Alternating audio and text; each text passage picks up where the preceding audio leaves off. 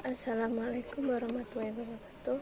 Kami dari kelompok 13 akan mempresentasikan makalah kami yang berjudul Islam di Nusantara dan Tradisi Islam di Nusantara. Yang pertama adalah alur dari perjalanan dakwah di Nusantara. Alur dari perjalanan dakwah di Nusantara dimulai dari zaman prasejarah. Penduduk Nusantara dikenal sebagai pelayar tangguh yang sanggup mengarungi Samudra Pasai.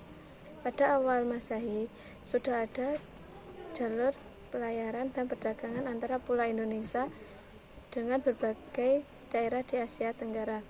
Lalu dari perjalanan dakwah di Nusantara, menurut para ahli sejarah mencatat bahwa Islam masuk ke Indonesia melalui jalur perdagangan sebelum Islam datang. Lalu dari perjalanan dakwah di Nusantara dan proses masuknya di Indonesia berjalan secara bertahap melalui banyak jalan. Menurut para ahli sejarah, teori-teori tentang kedatangan Islam di Indonesia dibagi menjadi 4, yaitu 1. Teori Mekah. Teori Mekah terjadi pada abad ke-7 Masehi. Para pedagang dari Timur Tengah memiliki misi dan dakwah. Motivasi dakwah tersebut menjadi pendorong utama mereka datang ke Nusantara. Menurut para ahli sejarah, jalur perdagangan Indonesia dengan Arab telah berlangsung jauh sebelum Masehi. Yang kedua, teori Gujarat. Teori Gujarat adalah sebuah wilayah di India bagian barat berdekatan dengan Laut Merah.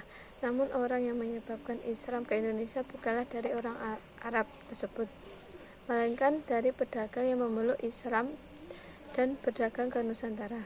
Yang ketiga yaitu teori Persia. Teori Persia mengatakan bahwa proses kedatangan Islam ke Indonesia berasal dari daerah Persia. Sebagaimana buktinya ada kesamaan budaya dan tradisi yang berkembang antara masyarakat Persia dan Indonesia. Yang terakhir adalah teori Cina. Teori Cina adalah proses kedatangan Islam ke Indonesia yang berasal dari perdagangan Cina.